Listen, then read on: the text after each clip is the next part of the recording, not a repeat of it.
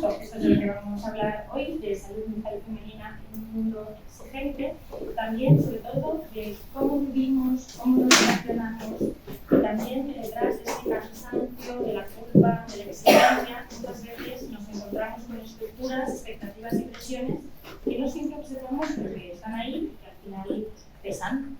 Al final también, eso es lo que me encanta de tener estar aquí con vosotros, porque hablar también de salud mental, ¿no? Emocional femenina en espacios públicos, familiares, laborales, también es un acto de visibilización y de cuidado. Así que, antes de nada, me gustaría también un poco hablar sobre qué es la salud exactamente, ¿no? Muchas veces pensamos en salud como ausencia de enfermedad, sin embargo, va más allá. Es un estado de bienestar integral, tanto físico como psíquico como social. Y también, de la misma manera, cuando hablamos de salud mental, no solamente hablamos de no tener depresión o no tener ansiedad, sino que también hablamos de una persona que es consciente de sus capacidades y limitaciones, que puede trabajar de forma productiva, contribuir a su comunidad y resolver tensiones o inconvenientes de la vida diaria.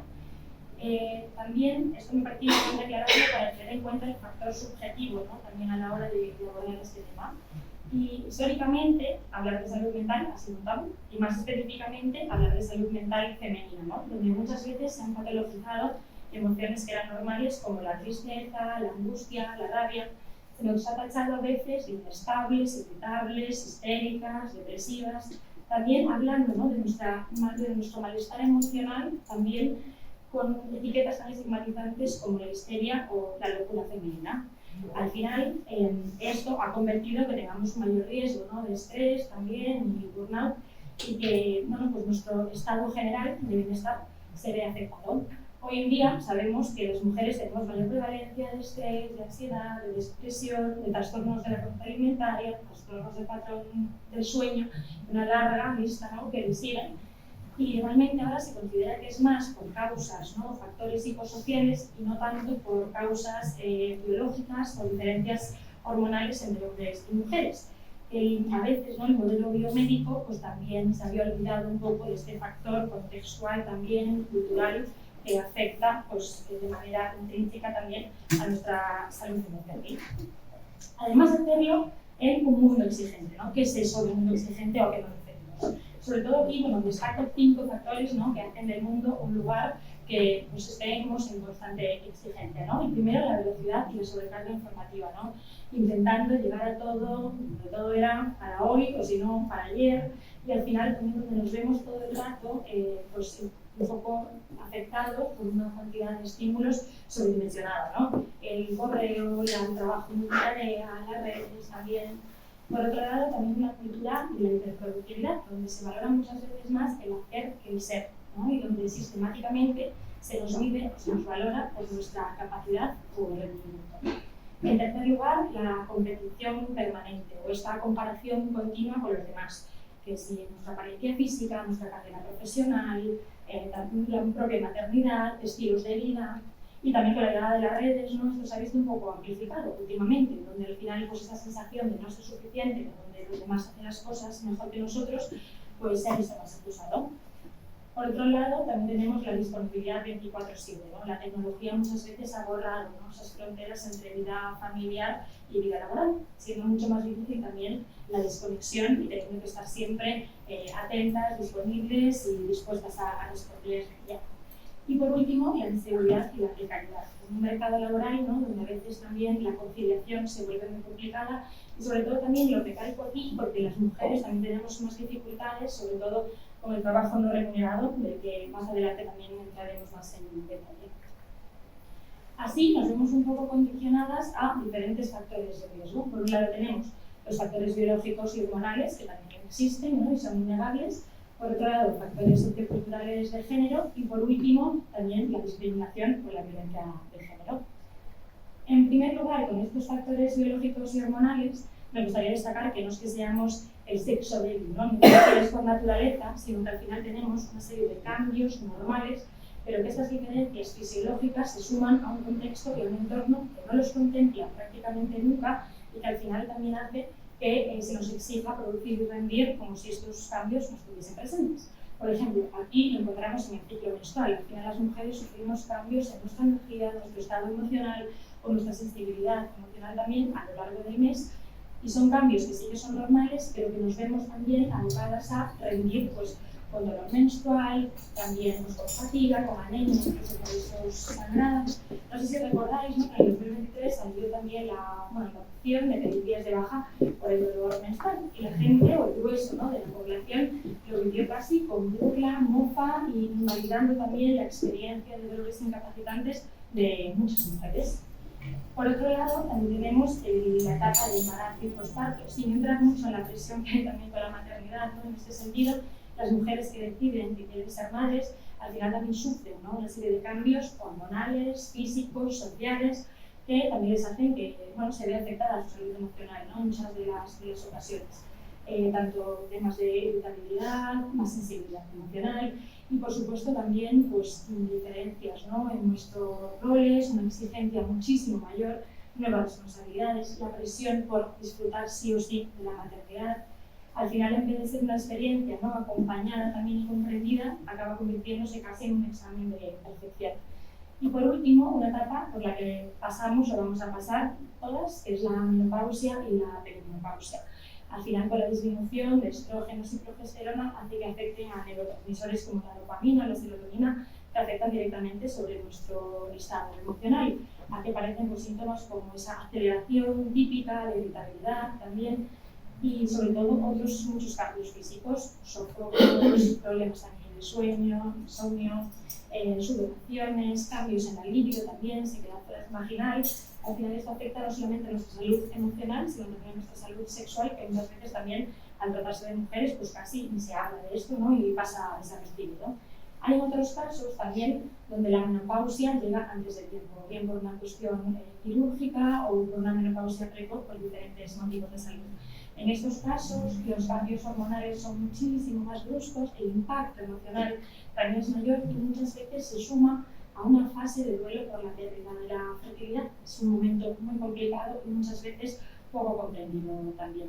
De todas formas, cuando la menopausia llega en etapas, ¿no?, más tardías, también muchas veces coincide con otros momentos vitales muy importantes, como por ejemplo ajustes laborales, la independencia de los hijos de casa, cambios físicos también, y otra etapa de un duelo, esta vez un duelo distinto, que es el duelo por la pérdida de juventud, que también justo hablaba Marta, ¿no?, la charla de duelo del mes pasado, de esto, ¿no?, que es una cosa que también vemos cada vez más en consulta ahora. También, teniendo en cuenta un poco este punto, ¿no?, como más pues de factores biológicos, me gustaría también destacar que muchas veces la medicina ha tratado al hombre como modelo universal, tanto en ensayos clínicos como farmacológicos, y esto afecta también directamente sobre nuestra salud. Por un lado, porque al final tenemos más reacciones adversas a nivel de fármacos, ¿no?, pues cambios en las dosis, las metabolizaciones, y por otro lado, porque también esto afecta a nuestras enfermedades físicas, ¿no?, pues por ejemplo el ictus o el infarto, la sintomatología es muy distinta entre hombres y mujeres y se ha promocionado un poco la salud, incluso por parte de organismos públicos, ¿no? Ese típico dolor torácico, ¿no?, que igual ya el brazo izquierdo y un hombre en un infarto es un síntoma que las mujeres prácticamente no tienen, ¿no?, que se relaciona más pues, con problemas de fatiga, problemas de náuseas, ¿no?, gastrointestinales. Esto retrasa muchas veces el diagnóstico y también la atención médica. Y ocurre un poco algo similar también con enfermedades que son de una prevalencia fundamentalmente también femenina. Al final, por ejemplo, en enfermedades como síndrome del ovario poliquístico o endometriosis, que son puramente de las mujeres, como en otras como la fibromialgia o la fatiga crónica, al final también están infrainvestigadas y muchas veces también infradiagnosticadas. Y aquí os cuento un poco mi experiencia personal, que desde que yo inicié el circuito, ¿no?, a nivel de, pues, ginecológico, a los 17 años hasta que me diagnosticaron un ovario poliquístico y una adenomiosis, pasaron 8 años, con el desgaste emocional y físico también que supuso. Y es el caso también pues, de otras muchas mujeres. Creo también que están haciéndose muchos cambios también en ese sentido y que hemos mejorado muchísimo a lo largo de los años y que es una realidad que también es cambiante, afortunadamente. Por otro lado, atendiendo un poco a los factores socioculturales, ¿no?, de género, nos encontramos con un trabajo no remunerado que es un poco la doble jornada en la que nos vemos abocadas las mujeres desde que nos introducimos en el mercado laboral, que por supuesto es una grandísima mayoría, ¿no? Pero al final también terminamos ejecutando, ¿no?, un montón de tareas domésticas y de cuidados, tanto de personas mayores, niños, personas dependientes. al final también no solamente las tareas más físicas, ¿no? Y visibles, donde sí que vemos una desigualdad también entre hombres y mujeres, sino en esta carga mental que nos referimos a todos los esfuerzos cognitivos de planificación, organización, atención, ¿no? Que hacemos fundamentalmente las mujeres. En un último estudio reportaban de carga mental un 71% de las mujeres versus un 12% de los hombres. Al final es un trabajo que está invisibilizado y que es diario. Al final también un poco esta cuestión hace que nuestro trabajo remunerado también lleva consecuencias. Por un lado, un techo de cristal que muchas veces nos dificulta, ¿no?, acceder a puestos de poder o a lugares donde se toman decisiones.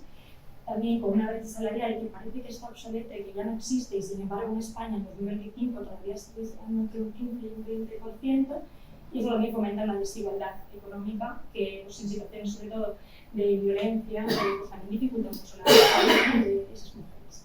Y al final también vemos como falta, ¿no?, una política nacional de cuidados también en este sentido, y un cambio, una cultura laboral, también social, en la que se valore el cuidado, ¿no?, que a pesar de que no se considera como algo productivo o útil, realmente se le sostén de, vamos, un sistema económico y social también.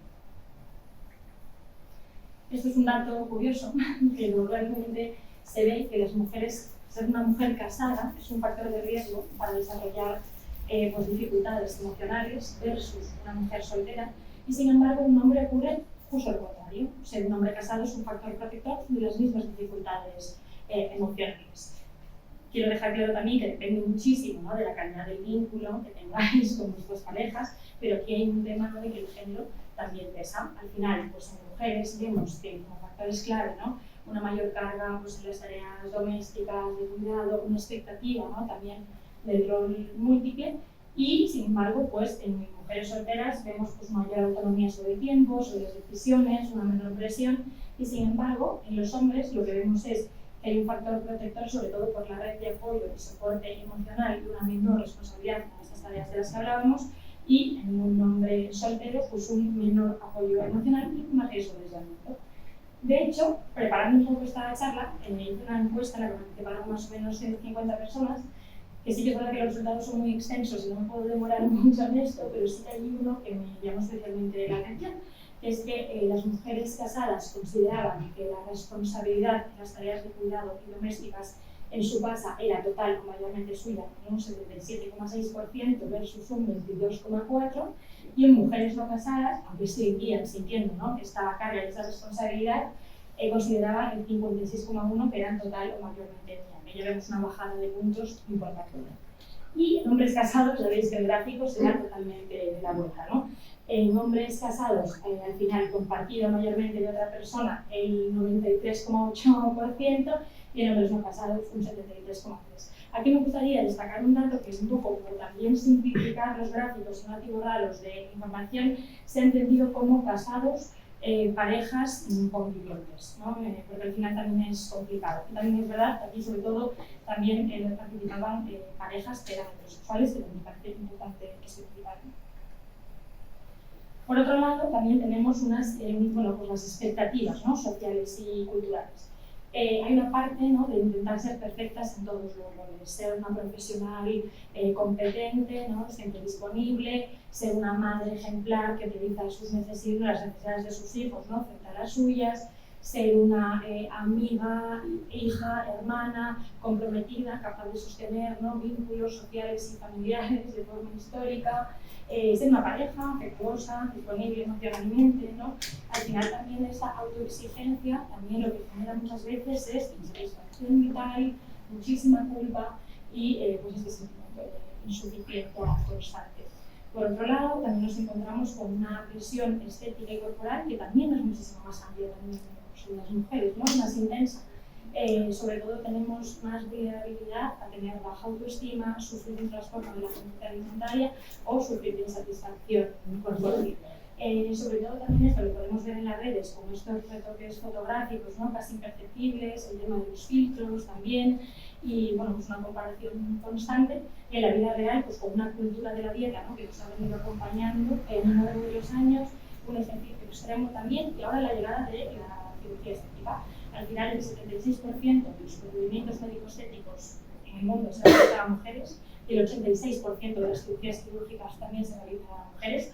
además de que van en aumento, ¿no? Cada año la edad también de acceso a estos tratamientos ha disminuido muchísimo. Antes eran los 35 y ahora ha bajado hasta los 20 años, que es, bueno, pues da mucho miedo, a mí por lo menos.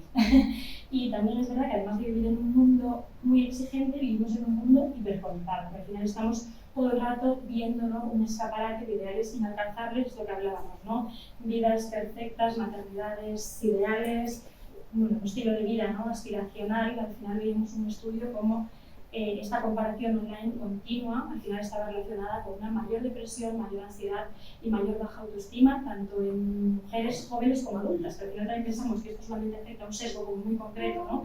De la sociedad, y en realidad afecta a un segmento mucho más grande. Y aquí me gustaría que escuchaseis este audio también, que es un día en la vida de María, que vive en un eterno lunes y que se llama María, pero se podría llamar, creo, como cualquiera de nosotras. Sí.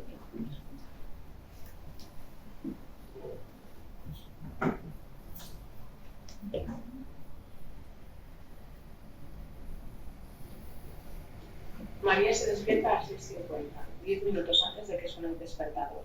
Y no es porque su reloj biológico esté alineado con el universo, es porque ya se le vino a la cabeza la lista de tareas pendientes. Firmar autorización, comprar yogures, llamar pediatra, pagar recibo, comprar regalos suegra. Es como tener un Google Calendar incrustado en la mente pero sin botón de silenciar. Antes de ir al baño ya había puesto una lavadora, buscado una cartulina que era para hoy y empezado con el despliegue del desayuno buffet que cada día hay en su casa. Después de salir pitando para llegar al colegio a tiempo con la sensación de haber corrido una maratón antes de las 9 de la mañana, llega al trabajo. En la oficina parece tranquila, pero su cerebro continúa sin parar.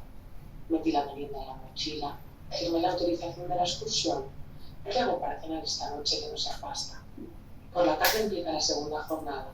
Recoger a los niños, repartir meriendas, supervisar deberes de matemáticas y parecen sacados de la NASA y lidiar con el grupo de WhatsApp de madres y padres. Ese grupo donde se debate con pasión política si el disfraz de Halloween va a ser comprado o hecho a mano. Mientras va rezando que por Dios no sea hecho a mano, llega a casa y cree que podrá descansar, pero recuerda la lavadora y la lavadora la recuerda a ella. Así irrumpe la voz de su marido. ¿Y yo qué hago, cariño, para ayudar? A punto de perder la paciencia, María explica que podría tender la ropa y lavar los platos de la cena. Se sienta en el sofá, pone Netflix y cuando empieza la serie aparece el personaje más temido de la trama, la culpa. La culpa le susurra: podrías estar preparando las mochilas de mañana, tienes 20 correos sin contestar, no has confirmado a Pedro que es a su cumpleaños.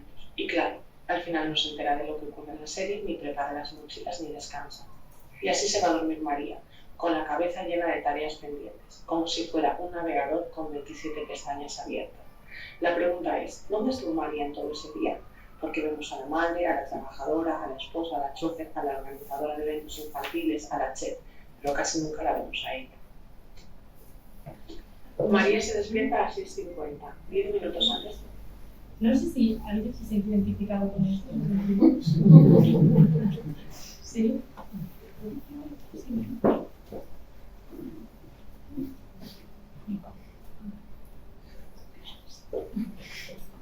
Vale, ¿y cómo creéis que se sentiría ella? Muy atareada, con muchos problemas pendientes que tiene que hacer. Pero ahí no dice que comparte con el marido. Ya que compartir, yo lo suspendería de arriba. Muy bien, ¿vale? ¿Algo más por ahí? ¿Cansada, atareada? Que se echa todo encima de ella y el marido quiere hacerlo todo ella. Probablemente somos educados, sí, que tenemos que hacer nosotros llevar la carga. Que, de hecho, en casa, otra vez comemos tal cosa, ¿por qué tienes tú que elegir la comida? Es que nosotros fuimos tan tontos que ya asumimos ese papel. Si desde el primer día nos imponemos, algo aprenderá a nosotros, ¿sabes? Es verdad, hay una parte ahí también de que no es una cuestión de ser tonta o egoísta, ¿no? Que es una cuestión también de que es lo que nos han educado desde pequeñas, porque hemos tenido muchas veces otra opción, ¿no? Hay que hacerlo distinto también. Todas las cargas para la mujer, la pobrecita, y el marido, Pues se las casas de la rica. no aprendemos a querernos. ¿Vale? Aquí, encontramos, ¿no? Un poco todas estas emociones que habéis ido hablando, ¿no? Habéis ido identificando con vosotros, un poco así anticipatoria, ¿no? Nada más abrir los ojos, esa lista infinita de cosas que hacer, tensión, agobio, estrés, el cansancio ya antes de llegar al trabajo, ¿no? Aparecido, preocupación, inseguridad, ¿no? También, por dudar todo el rato si me voy a acordar, si voy a llegar a todo, si no voy a llegar. Sensación de impotencia o enfado por recordar, ¿no? Lo evidente o lo obvio, enfado, culpa, frustración, orgullo y satisfacción. Me queda un poco monárquico, ¿no? Esto, pero al final también hay un punto en el que pueden aparecer también emociones agradables, ¿no? En esto. Unas emociones que muchas veces también al final lo que hacen es que nos saltan otra vez y nos encadenan a seguir y refuerzan un poco pues, esta carga complicada, vamos.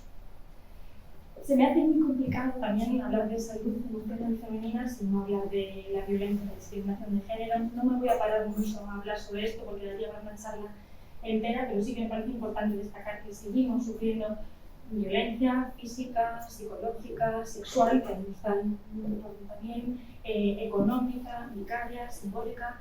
Y me parece importante también destacarlo, sobre todo porque al final muchas veces estamos recibiendo constantemente comentarios, frases que parecen ofensivas, que pesan, que desgastan y que también nos hacen, bueno, pues seguir perpetuando un poco esta idea de la mujer como pues, una persona insignificante, ¿no?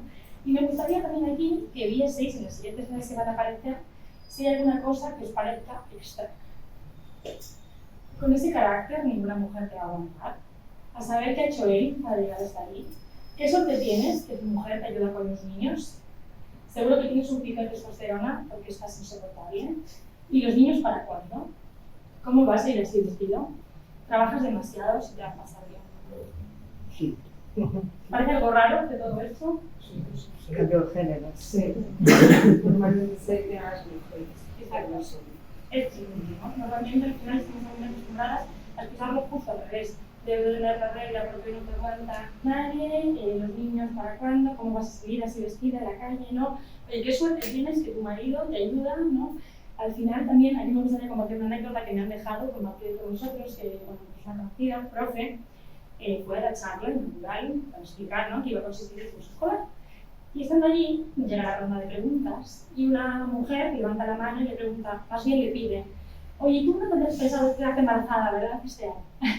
Que el shock inicial, ¿no?, la risa, los nervios, no nos sabe muy bien qué pensar. También la pregunta que nos hacemos es si a un profe, hombre, alguien del grupo, le hubiese preguntado si hubiese pensado en ese curso o no tenía pensado. Al final también, si estamos constantemente recibiendo comentarios donde parece que molestamos, que no sabemos controlar nuestras emociones, que llegamos tarde, que llegamos pronto, ¿no? Al final es agotador también, nos desgasta y afecta directamente pues, a nuestra salud emocional. Y aquí se ve, esto es un cuadro de la vergüenza, un poco también, ¿no? Al final, el doble de mujeres sentimos ansiedad versus los hombres. Bueno, estos son datos de la encuesta de la salud de España en el 2023. Depresión también, un 35,10% de las mujeres versus el 24,40% de los hombres. Esto también es importante aquí destacarlo porque ha habido un empeoramiento sostenido en el tiempo, o sea que vemos también cómo va en aumento esta diferencia en los últimos años. Trastornos de la conducta alimentaria, 9 de cada 10 casos son femeninos, alteraciones en el patrón del sueño lo mismo, un 15% versus un 5%. También aquí nos encontramos con un problema y también es el abuso de los psicofármacos. Claro que el uso muchas veces es necesario, es útil, es importantísimo, pero sí que a veces caemos en el abuso, ¿no? España es un gran consumidor de psicofármacos. El 24% de las mujeres adultas en España refiere haber consumido un psicofármaco en el último año versus el 12% de los hombres. Ojo, aquí el dato puede estar un poco sesgado. Sí es cierto que los hombres al final acuden menos a estos recursos, tienen más dificultades para pedir ayuda. Y bueno, nuestro compañero Marcos, ¿verdad?, el mes que viene una charla sobre salud mental masculina, en este caso, también muy interesante y donde vemos qué retos también y qué mochilas cargan ellos, ¿no?, que luego también las cargan. Y por otra parte están las somatizaciones, que es la manifestación física del malestar emocional. Migrañas, cefaleas recurrentes, problemas gastrointestinales, tenemos formas de manifestar también, ¿no?, el dolor emocional distintas que los hombres y es mucho más frecuente en mujeres. Y aquí quiero generar un poco de debate, si me ayudáis. ver un poco si es mito o realidad las siguientes frases. Las mujeres somos más emocionales que los hombres. ¿Qué pensáis? Que sí, que igual, más sensibles somos, dicen por aquí. Mito. Mito. Muy bien. Todos sentimos las emociones, algo intrínseco del ser humano, no de las mujeres. Sí que es cierto que nos han educado a expresarlas de formas distintas, ¿no? Igual que a las mujeres quizás nos permite llorar más, nos permite enfadarnos menos, con ellos ocurre justo lo contrario. Pero realmente no somos más emocionales. Muchas veces incluso somos nosotros, ¿no?, los que caemos también en esto. Bueno, es que no lo entienden porque como es un hombre, al final no es una cuestión biológica, sino que es puramente educación. Segunda, si puedo con todo, lo estoy haciendo bien. Negaciones, horribles. Mito. Miro totalmente, muy bien. También muchas veces el éxito, ¿no?, se mide con productividad, cuando muchas veces la productividad lo que es sobrecarga. O sea que muy bien, también importante aquí reflexionar a veces sobre la productividad tóxica que nos hace sentir culpa, ¿no?, por descansar también, y incluso el ocio acaba convirtiéndose también en la productividad, ¿no? Leo para aprender, corro para mejorar mi resistencia, para estar mejor físicamente, ¿no? Nos olvidamos por el camino también del placer y del disfrute. Cuidar de los demás es algo natural de las mujeres. Mito. Es un poco impuesto. Es un poco impuesto, ¿vale? Gran dato ahí. Muy bien. También es esto, se nos ha educado que cuidar, ¿no?, como decíamos también antes.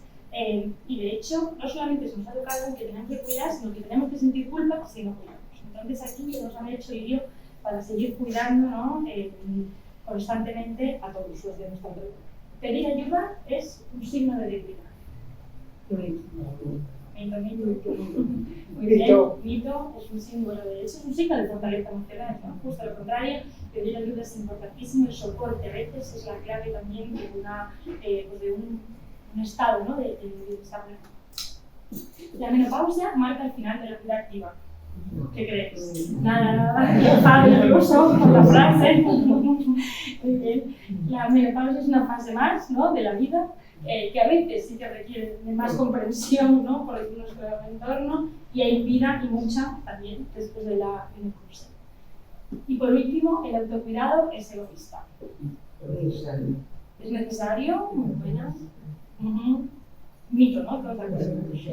Pues efectivamente, mito es necesario justamente para poder soportar la vida laboral, familiar, personal, ¿no?, de cada una de nosotras. Y de hecho, con esto, no sé si, bueno, habéis cogido alguna vez un avión, pero el personal de cabina dice, bueno, en caso de emergencia y hagan falta, ¿no?, el uso de mascarillas, colóquese la mascarilla usted primero antes de ayudar a los demás, ¿no? Y la gente puede pensar, ¿pero cómo lo voy a hacer? Tengo a mi hijo al lado, o a mi padre, o a una persona que me parece que igual lo necesita más que yo, ¿no?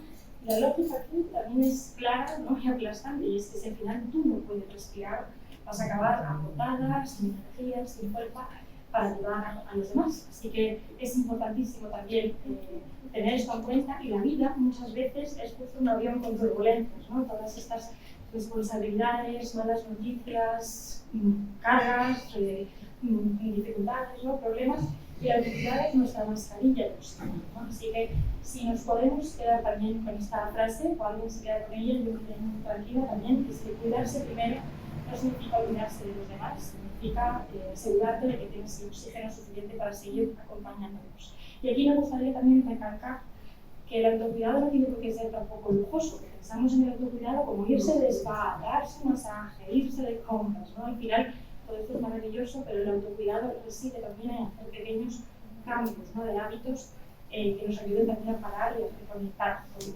nosotras mismas.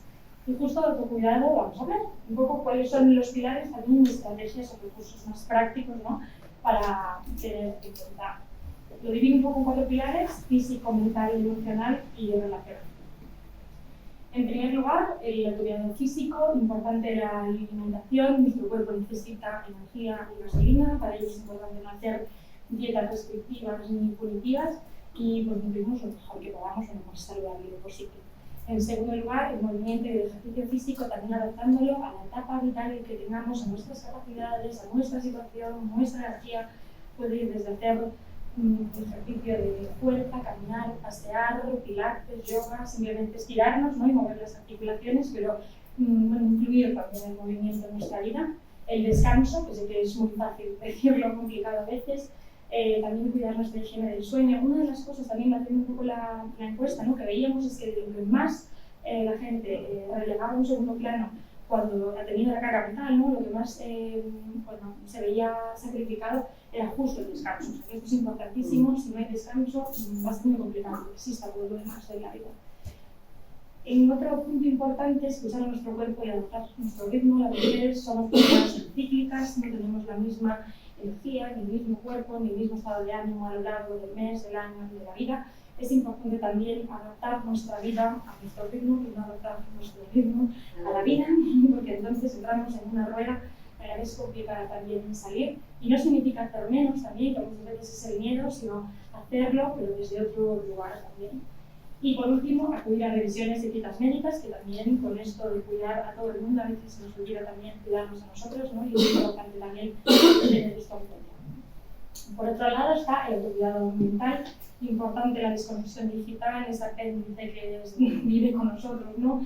Intentar también dejarlo a un lado, un poco por lo que hablábamos antes también, estamos constantemente recibiendo información, contestando mensajes, al final no estamos en ningún sitio, dejarlo a un lado también es una buena forma de conectar con el presente. Por otro lado, una organización realista, dejar quemar esas agendas sobrecargadas de difícil cumplimiento, ¿no?, que nos llevan solamente a la frustración, también a la culpa.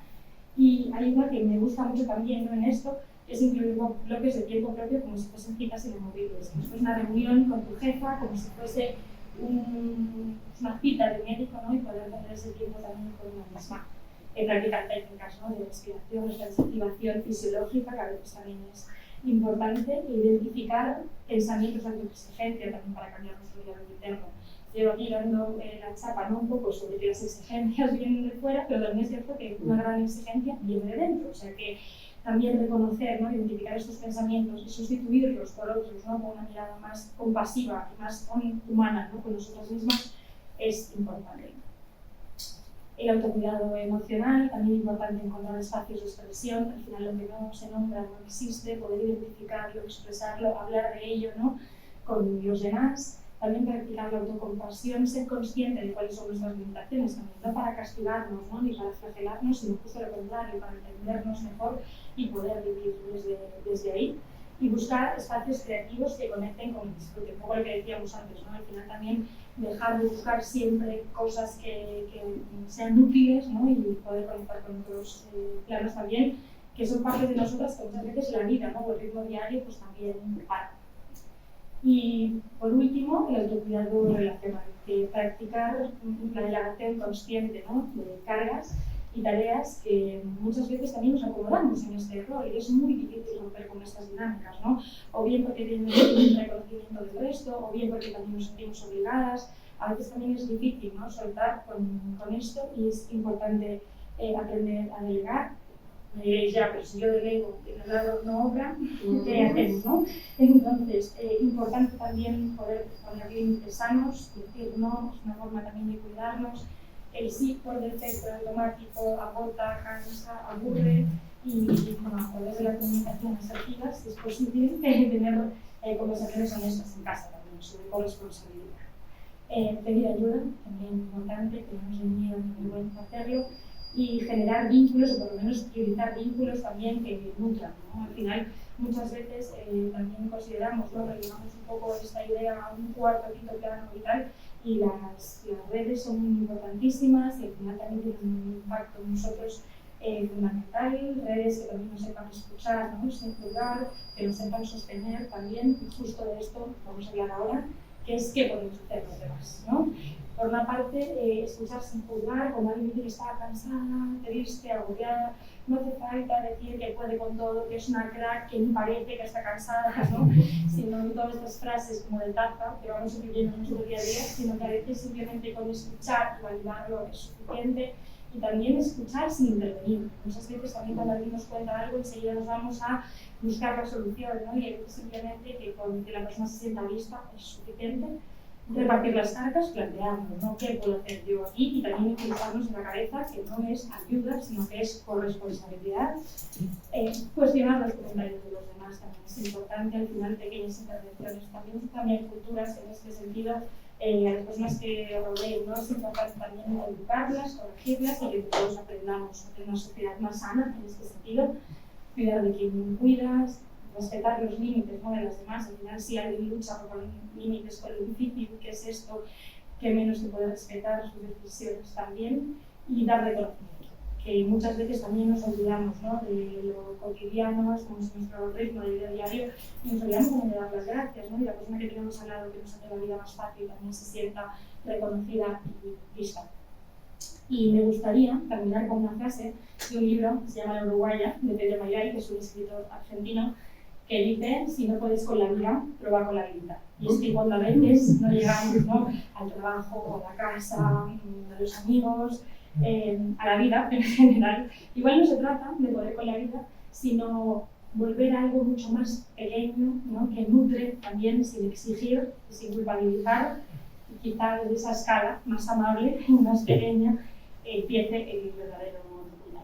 O sea que espero que os haya gustado y no sé si tenéis alguna duda también. O sea, Sofía, tomas.